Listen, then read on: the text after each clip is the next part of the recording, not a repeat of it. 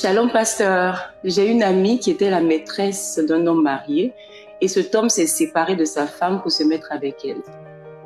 Quelques années plus tard, il décide de l'épouser parce que tous les deux sont devenus chrétiens. Alors mon amie aimerait savoir, est-ce qu'elle doit accepter de rentrer dans ce mariage, sachant que le monsieur va devoir divorcer avant? Voilà un peu, pasteur. Elle souhaiterait avoir des réponses qui pourront l'orienter.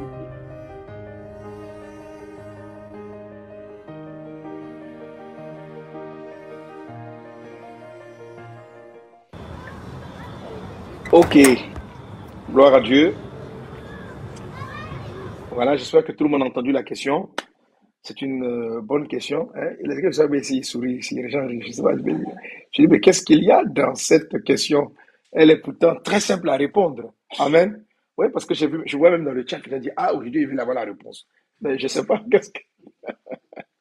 En fait, vous savez, dans les équipes, il y a plusieurs questions qu'on pose et puis on se demande quelles sont lesquelles on va mettre en scène. Donc c'est là, je trouve la réponse tellement évidente que je l'ai fait un peu attendre. Et puis après on se dit bon, il faut qu'on la ramène quand même. C'est la question d'un frère, d'une sœur. Et puis je me rends compte que c'est une question qui intéresse beaucoup de personnes. Amen. Alors donc le contexte, on a donc la sœur qui a posé la question. L'acteur, c'est un acteur. Mais la question a été posée. Elle a une amie qui était maîtresse, qui donc l'amante d'un monsieur marié, et ce dernier a laissé son épouse pour vivre avec sa maîtresse, ce qui est un cas, n'est-ce pas, qui n'est pas rare, c'est assez fréquent. Et puis il se trouve que il s'est converti, elle aussi s'est convertie, et ils décident de faire en sorte que leur relation soit légale, c'est-à-dire en épousant euh, son amante, sa maîtresse. Autrement dit, pour ce faire, je ne sais plus d'où vient la question, mais si c'est le cas de la Côte d'Ivoire, il faudra donc divorcer de la précédente épouse, ce qui n'était pas fait au moment où la sœur était en train de poser la question. OK? Alors, je disais tantôt que la réponse est très simple. La réponse est très simple. Si vous vous êtes réellement converti, vous devez arrêter cette relation. Voilà. Si vous êtes réellement repenti de vos péchés, repenti de vos péchés, la vie que vous menez, ça s'appelle de l'adultère. Ça s'appelle de l'adultère. Vous voyez? Le Seigneur dit dans sa parole que dans les derniers temps, les gens n'aimeront plus la saine doctrine. Ils vont vouloir entendre des choses pour leur faire plaisir. La parole de Dieu est la parole de Dieu. On ne va pas changer les Écritures pour correspondre à nos besoins et à nos désirs charnels. Vous me suivez? À nos désirs. Amen. Il faut obéir à Dieu. Il faut obéir à Dieu. La conversion, ce n'est pas aller à l'église. La conversion, ce n'est pas être baptisé. La conversion, c'est d'écouter ce que Dieu dit, de regretter sa vie passée. Alors, si tu commettais l'adultère, ça fait partie des péchés pour lesquels tu t'es repenti, pour lesquels tu t'es converti. Mais si tu abandonnes l'adultère, tu abandonnes l'adultère. Donc tu confesses ton péché d'adultère. Et qu'est-ce que l'adultère faisait? Il faisait que tu vivais maritalement, tu vivais avec une dame qui n'était pas ta femme non plus.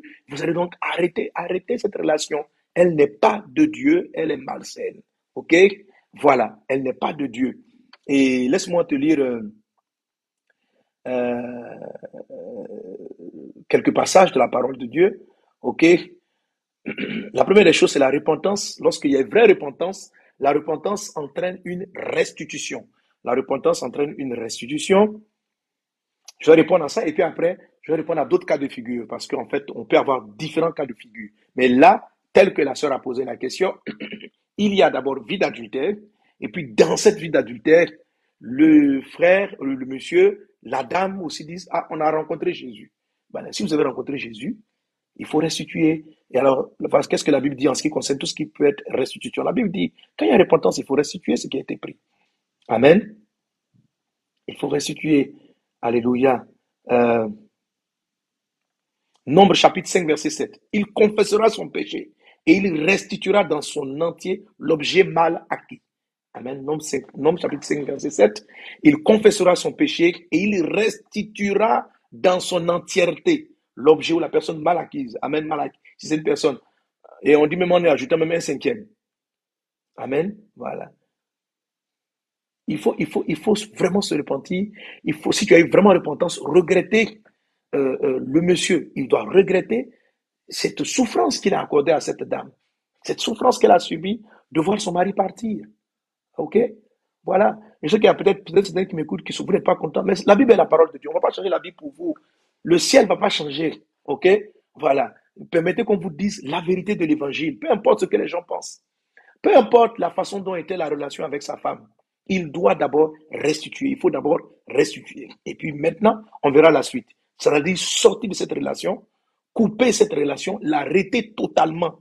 L'arrêter totalement à cause de ce que vous vous êtes repenti et que vous avez écouté et accepté ce que dit la parole de Dieu. Est-ce qu'on est ensemble? Quelqu'un donne un bon amen. Il faut restituer. OK? Alors, ça, et je te donne un exemple dans la parole de Dieu. Voilà. Genèse chapitre 20, verset 1. Il est dit, Abraham partit de là pour la contrée du Midi. Il s'établit entre Kadès et Chour et fit un séjour à Guérar. Abraham disait de Sarah, sa femme, c'est ma sœur. Donc, Abraham disait de Sarah, sa femme, que c'était sa sœur. Abimelech, roi de Guérar, fit enlever Sarah. Alors Dieu apparut en songe à Abimelech pendant la nuit et lui dit, voici, tu vas mourir à cause de la femme que tu as enlevée, car elle a un mari. Abimelech, qui ne s'était point approché d'elle, répondit, Seigneur, ferais-tu périr même une nation juste? Ne m'a-t-il pas dit c'est ma sœur, et elle-même n'a-t-elle pas dit c'est mon frère? J'ai agi avec un cœur pur et avec des mains innocentes. Dieu lui dit en songe, je sais que tu agis avec un cœur pur. Aussi t'ai-je empêché de pécher contre moi. C'est pourquoi je n'ai pas permis que tu la touchasses. Maintenant, rends la femme de cet homme, car il est prophète, et il priera pour toi, et tu vivras. Mais si tu ne la rends pas, sache que tu mourras, toi et tout ce qui t'appartient. Amen. Voilà ce qui s'est passé. Premièrement, la faute incombe à Abraham. Il ne dit pas clairement que c'est sa femme. Donc, la raison avec laquelle tu t'es mise avec cette dame, s'est mise avec cet homme peut varier. Il y a des hommes qui ne disent pas à leur amante qu'ils sont mariés. Ils enlèvent les alliances, ils font comme si. OK? Donc, la personne ne sait pas. Ici, Abimelech ne savait pas. Mais ce n'est pas parce qu'il ignorait que Dieu allait le tenir pour autant pour innocent. Vous comprenez ça? Donc, Dieu est venu l'avertir pour lui dire. Et tu as été averti par des personnes pour te dire, mais le monsieur avec lequel tu es, il a une femme, il a des enfants. Il a une femme, il a des enfants. Et il a pris Sarah. Sarah même n'a rien dit. Je ne sais pas si vous comprenez. Sarah même n'a pas dit, ça veut dire que quelque part, peut-être qu'elle était un peu consentante. Parce que son mari lui avait dit, bon, si tu ne dis pas que tu es ma soeur, les gens vont me tuer. Donc les deux sont tombés d'accord. Vous savez, Abraham était dans son processus de connaître Dieu. Il était dans son processus de connaître Dieu. Donc, auparavant, il agissait un peu comme les gens de son époque, parce que la foi a commencé avec Abraham. C'est là qu'il a commencé à connaître les voies de Dieu. Et à partir de ces expériences, Abraham va comprendre que quelle est la valeur du mariage. Amen. Donc, ce n'est pas parce que la coutume de l'époque ou bien les habitudes de la période autorisaient ça que Dieu allait changer pour autant sa parole. Parce que c'est Abraham lui-même le prophète. Il ne connaissait pas les voies de Dieu, quel était le plan de Dieu, et il a cédé. C'est lui, Abraham, qui a exposé sa femme. Et Sarah aussi a été d'accord avec cette exposition. Mais cela ne change pas pour autant la parole de Dieu. Cela ne change pas pour autant la parole de Dieu. Donc Dieu va avertir Abimelech pour dire, même si le monsieur là t'a laissé sa femme, si tu la touches, je vais te frapper, tu vas mourir. Beaucoup de personnes, de femmes et de personnes ont des problèmes parce qu'ils sont mal entrés dans le mariage. Vous entrez de la mauvaise manière, de la façon dont Dieu ne veut pas. OK? Vous entrez dans la mauvaise manière. Parce que c'est une coutume. Ici, c'est une coutume. Oui, ça se faisait. Parce que les gens ils ne donnaient pas la valeur qu'il fallait à la femme. OK? Et Abraham a grandi dans cette culture. C'est pour ça qu'il s'est permis de faire une telle chose. Et c'est pourquoi Sarah l'a accepté. Mais Dieu est venu corriger cette mauvaise manière de faire. Donc, ce n'est pas parce que le monde actuel est en train d'évoluer dans ce type de pensée, tu sors ici, tu sors avec une femme, tu divorces, tu te remaries ici, tu fais... Non, c'est du désordre. Quand les gens posaient la question à Jésus de savoir, est-ce qu'on va faire ce que Moïse a dit, c'est-à-dire répudier sa femme pour toute autre raison? Jésus a dit, au commencement, il n'en était pas ainsi. Donc, il y a le principe du commencement. Le mariage, maintenant en Christ, il est basé sur qu'est-ce que Dieu voulait au commencement. Abraham ici a voulu suivre une coutume de la période, mais Dieu a ramené la loi au commencement. Dieu a ramené le principe à l'origine. Et l'origine, c'est que l'homme est attaché à sa femme, les deux deviennent un, ils sont indissociables, indivisibles. On ne peut pas remettre en cause un mariage, c'est une alliance. Amen. Éternel, comme il le dit, sauf vraiment pour cause d'infidélité. La femme n'a pas trompé son mari.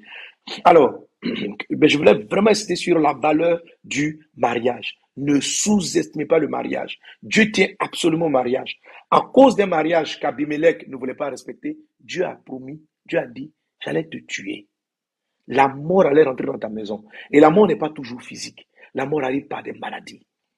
Dans l'histoire de Isaac, parce que le fils d'Abraham aussi a vécu la même situation.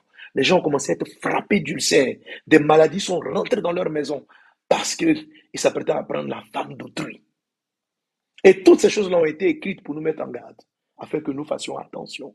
Amen. Et je rends grâce à Dieu. Je suis dans les témoignages des songes. Abimelech ici, il a reçu la révélation par un songe. Heureusement qu'il savait comprendre les songes et interpréter les songes. Parce que la Bible dit, si tu ne rends pas, tu mourras, toi et tout ce qui t'appartient. Dieu allait frapper toute la famille. Dieu allait frapper toute la famille. Alors je vous en supplie par les compassions de Christ, comprenez la parole du Seigneur. Ma fille, dis à ta copine, si elle s'est vraiment convertie, elle doit arrêter avec ce monsieur. Il n'est pas son mari. OK? Monsieur qui t'est converti maintenant, si tu aimes Jésus, retourne dans ton foyer. Retourne dans ta maison. Va voir ta femme. Ensemble. Madame, tu as aimé le monsieur, prie, Dieu va te donner un autre bon mari. Alléluia. Un monsieur excellent. Ne faites pas rentrer la mort dans votre vie. N'envoyez pas un jugement contre vous. Le jugement peut être lent, mais il va finir par arriver et tu vas le sentir en live. Ce que tu ne veux pas qu'on te fasse, ne le fais pas à autrui. Amen. Est-ce qu'on est ensemble? Voilà. Donc la parole de Dieu est claire à ce niveau. Il faut pas. La Bible dit quand les fondements sont renversés, le juste que ferait-il? Votre mariage est basé sur du fondement mensonger. Il faut pas bâtir un mariage comme ça. Il faut avoir confiance en Dieu. Il dit Seigneur, j'aime ce monsieur, j'ai attaché. J'aurais bien voulu me marier avec lui, mais je préfère me soumettre à ta parole. Je préfère me soumettre à ta volonté. Et quand tu vas t'obéir, tu vas obéir. Le reste va suivre. Alléluia. Maintenant, il se trouve que là c'est le cas. Les gens ont divorcé. Ok, le monsieur il était en divorce. Il a divorcé avec sa femme. Il ne connaissait pas le Seigneur, ils ont divorcé, la femme s'est remise, lui s'est remis, il a fait une vie. Et maintenant, il vient à Jésus. Ok? Il vient à Jésus et il désire te marier. Là, oui. Hein, là, oui. Mais j'ai donné une réponse la dernière fois en ce qui concerne les conditions du divorce du remariage. Ok? J'ai donné un toc-toc. Je me souviens, je crois que je l'ai fait même à partir de là où je suis aujourd'hui. J'ai répondu à cette question-là. Ici, dans un toc-toc pasteur, pour ce qui concerne le divorce et le remariage. Mais je ne vais pas rentrer dans ce questionnement-là. OK? Voilà. Donc, il y a une relation qui est cessée selon les normes de la parole de Dieu. La relation s'est arrêtée. Est-ce que, donc, il y a des causes, il y a par exemple, le décès et l'infidélité comme dit la parole de Dieu. Dans ce cas-là, effectivement, le divorce étant consommé, oui, ils peuvent se marier. Voilà, mais non pas dire que parce qu'ils veulent se marier, ils vont aller divorcer pour pouvoir la prendre elle, et puis Jésus sera d'accord avec ce mariage. OK? Voilà. Et ce n'est même pas parce que vous avez l'impression de sentir des fruits favorables, vous aimez vos sentiments, vous suivez, que Dieu sera d'accord. Il faut faire très, très, très attention à ce genre de choses. Aujourd'hui, les gens divorcent, chassent leurs femmes pour différentes raisons. Je ne suis pas juge. Qu'est-ce que Dieu va décider au ciel? Je n'ai aucune idée. Mais je sais ce que la parole de Dieu est là et que Dieu honore sa parole.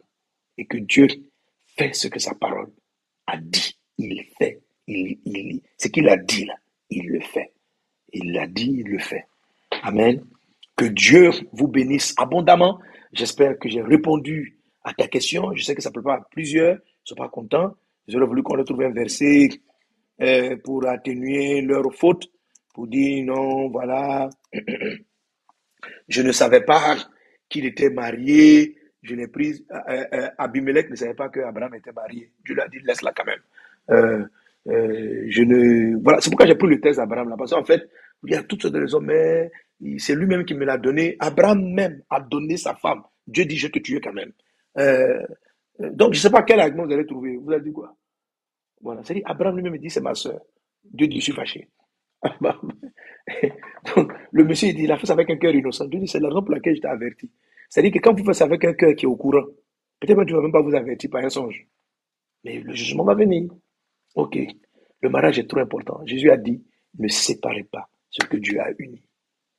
N'osez pas affronter Dieu sur ce qu'il a déjà scellé. Alléluia. Maintenant, si la femme est partie, elle a refait sa vie, elle est repartie elle-même, le mari est libre dans les conditions que j'ai expliquées lorsque je répondais à cette question sur le remariage. OK? Dans ce cas-là, tu peux l'épouser. Mais si ce n'est pas dans ces conditions, ma soeur, sors de cette situation. Monsieur, retourne vers ta femme, fais tout pour te réconcilier avec elle, priez et puis fais tout pour que ça puisse marcher. Amen. Que Dieu vous bénisse abondamment. Alléluia. Voilà, soyez contents, souriez, c'est la parole de Dieu. Voilà, que vous soyez contents ou pas, on s'en fout, on applique la Bible. Amen. Voilà, ne soyez pas ces gens-là qui dans les derniers temps ne vont plus aimer la sainte doctrine, mais vont susciter une foule de prophètes pour enseigner ce qu'ils veulent entendre. Si c'est ce que tu veux entendre, tu vas avoir des prophètes qui te diront ce que tu veux entendre. Et Dieu va t'accompagner dans ta perte. Il va t'accompagner. Il ne faut pas oublier, ce monde-là va finir. Voilà. Marie-toi, vis, mais vos enfants vont venir après, tu vas finir par mourir et tu vas rencontrer Dieu. Et Dieu, il a déjà dit les choses qui sont dans sa parole. OK? Voilà. Donc, mets ta vie en règle, souffre émotionnellement, mais marche dans la sainteté. Souffre émotionnellement de te séparer d'un homme que tu as aimé, mais marche à cause de Dieu. Sacrifie tes émotions. À cause de l'obéissance, sacrifie ton attachement. Que Dieu vous bénisse abondamment. Gloire à Jésus. Amen. Alors, on va prier vraiment pour tous ceux et celles qui sont dans ces conditions, parce que ce n'est pas tout le temps facile de pouvoir briser une relation qu'on a rêvé, qu'on a souhaité, mais une situation de maîtresse, d'adultère doit cesser. C'est un péché. C'est un peu comme l'impudicité. Il y en a qui sont attachés à l'impudicité, il y en a qui sont attachés à la drogue, mais ils doivent continuer. Il y en a qui aiment l'alcool, mais ils doivent continuer. Il y en a qui aiment. Il y a beaucoup de choses qu'on aime que Dieu n'apprécie pas, mais à cause de notre conversion, on regrette cela et puis on les abandonne. Voilà. Donc, il faut croire que Dieu va venir t'aider. Donc, je vais prier pour tous ceux qui ont des relations à briser maintenant, là, que Dieu vous aide. Alléluia. Merci Saint-Esprit pour ta grâce divine. Merci pour ta puissance. Merci pour tes faveurs. Merci parce que les chaînes sont brisées. Merci parce que les captifs sont libérés. Père Céleste, plusieurs sont attachés émotionnellement à des relations qui ne doivent pas l'être. Plusieurs aiment et sont attachés émotionnellement à des hommes ou à des femmes auxquels ils n'auraient pas dû s'attacher. Mais aujourd'hui, Seigneur Dieu, notre monde est dirigé par les émotions. Ce que nous ressentons est ce qui oriente notre vie. Et nous voulons interpréter ta parole en fonction de nos ressentis. Ô Dieu des cieux, je te prie. Que celui qui est conscient de la parole de Dieu maintenant soit guéri dans son cœur, soit guéri dans son âme, et que le lien émotionnel qui l'attache à cette relation illégale soit brisé maintenant dans le nom de Jésus-Christ. Père, s'il se répand, s'il reconnaît sa faute, ô Dieu, entends ma prière et délivre ton fils, délivre ta fille de ces sentiments malsains et impurs. Je te supplie, mon Dieu, manifeste ta grâce, glorifie ton Saint-Nom au nom puissant de Jésus de Nazareth. Merci Seigneur pour tes bienfaits. Au nom de Jésus-Christ de Nazareth. Brinda soro bara la clarianta brada setele de bros. Praede soro bara la glorianda bra. Au nom de Jésus-Christ de Nazareth. Merci Seigneur Dieu. Amen. Et je vais parler à une dame qui me suit en ce moment, qui a suivi cette réponse. Je vais m'adresser à toi. Tu es pasteur. Tu es une femme pasteur. Tu diriges une œuvre. Mais tu as pris le mari d'autrui. Tu as pris le mari d'autrui. Voilà. Tu as pris le mari d'autrui. Fais ce que Dieu dit. Sors de cette relation si tu veux que ta vie aille de l'avant. Mais pas de l'orgueil. Dans ces derniers temps, on est dans la période de la chute de l'armée des cieux. C'est-à-dire, je l'ai déjà enseigné, je ne vais pas revenir là-dessus, mais le moment où les prophètes, les visionnaires vont recevoir des songes en fonction de ce qu'ils veulent, de ce que leur cœur leur montre. Et j'en parle dans les songes et dans les visions. Voilà. La parole de Dieu est notre guide avant les songes, avant les visions, avant les soi-disant révélations. Sortez de toutes ces relations, les gens disent non, voici ma femme en esprit, l'autre là, ce n'est pas ma vraie femme. Toutes ces choses-là sont des portes ouvertes au malheur, sont des portes ouvertes au diable. Et je connais, et il y a des pasteurs qui sont dans ce genre de relations. Ce n'est pas parce que tu peux te dire pastoral que ça enlève l'impureté de cette relation. Je ne veux pas te juger, je juge l'acte selon les Saintes Écritures. Peux-tu montrer autre chose dans la Bible? Peux-tu montrer autre chose dans la parole de Dieu qui corrobore et qui justifie cette femme? Tu as laissé ta femme. Tu as laissé ta femme avec ses enfants. Même si tu lui envoies de l'argent par mois, parce que tu as trouvé une sœur à l'église, capable de te financer, de t'aider dans le ministère. Tu as laissé ta femme. Tu lui as trouvé, tu as trouvé toute forme d'accusation. Ce péché-là te poursuit. Ce péché-là te poursuit, frère. Ce péché te poursuit. Même si aujourd'hui tu prêches, même si aujourd'hui les gens t'apprécient, même si aujourd'hui tu as des visions, même si aujourd'hui tu as des choses, ce péché-là te poursuit. Il faut que tu traites avec lui. Tu dis non, j'ai la paix de Dieu. Dieu m'a donné la paix dans ce que j'ai fait. J'avais raté mon mariage. Frère, ce n'est pas aussi simple que ça. Ce n'est pas aussi simple que cela. Si c'était comme ça, Dieu n'aurait pas donné les critères qu'il nous a écrits. C'est Jésus qui a fait. Si on parle comme ça, c'est parce que Jésus a dit qu'on ne peut pas répudier sa femme. Si Jésus n'avait pas dit ça, on allait te comprendre. Mais comme Jésus a dit, comment on va faire? Doit-on effacer ce verset? Non, tu dis non, on doit mieux le comprendre. On doit le comprendre comment? On va mettre le mot pour infidélité, on va mettre toutes sortes de choses dans le mot infidélité. C'est le mot porné. On va mettre toutes sortes de choses là-dedans. Hein? On ne s'entend pas, on était incompatibles d'humeur. Ça veut dire quoi incompatible d'humeur? On ne se comprenait pas, donc on doit la divorcer parce qu'on ne se comprend pas. C'est que ça, c'est pas porné. Incompatible d'humeur, ça veut dire que quelqu'un doit mourir, doit renoncer à lui-même, se charger de sa croix. Jésus peut résoudre cela. Toi-même, dans ta conscience, tu seras souillé. Quand tu te trouves en train de conseiller des couples, en train de conseiller des foyers, tu vas commencer maintenant à prêcher autre chose que l'évangile. Tu vas commencer à autoriser et à tolérer les divorces dans ta communauté. Non, il ne faut pas faire ça. Nous sommes dans une période où la séduction est dans l'air. La séduction est dans l'air. Revenons à la parole de Dieu. Je me souviens dans le livre de Esdras. Le prophète est venu, il y avait des mariages illicites. Il a demandé aux gens, arrêtez tout ça. Et les gens ont arrêté. À cause de Dieu. À cause de l'obéissance à Dieu. Voilà. À cause de l'obéissance à Dieu. Je sais que ça, ma réponse ne va pas plaire à beaucoup de gens. Mais pardonnez, j'ai dit ce que j'ai compris dans la parole de Dieu, ce que la Bible dit. Que Dieu vous bénisse abondamment. Sinon, à part ça, on est ensemble. J'ai beaucoup de gens comme ça que je vois, je lis à eux en cause. Parce que ce n'est pas à moi de les juger. Alléluia. Mais je dois prêcher la parole de Dieu selon la vérité. Mais sinon, en termes de relations humaines, on salue les impudiques.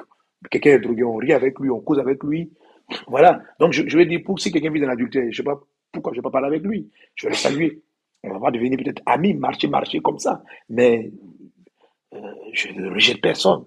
Voilà. On n'a même pas le droit de le faire. On n'a pas le droit de le faire. Il faut aimer les frères, il faut aimer les gens, il faut prier pour les personnes. Il faut prier les uns pour les autres. Donc, je ne juge pas la personne parce que tu n'as aucune idée de ce que Dieu va faire de sa vie demain et comment Dieu va la transformer. Mais je parle de l'acte. L'acte. Les actes négatifs dénoncés par la parole de Dieu doivent l'être. Que Dieu vous bénisse abondamment. Bon, on va laisser cette question-là. Il faut que j'avance. Amen, amen, amen. Quelqu'un acclame Jésus. Même si tu n'es pas content, acclame Jésus. Alléluia. Amen. Rendez-vous ce mardi à 12h30 GMT au Mohamed Sanogo Live avec le pasteur Mohamed Sanogo en direct sur Facebook, YouTube et Instagram. Abonne-toi, like et partage.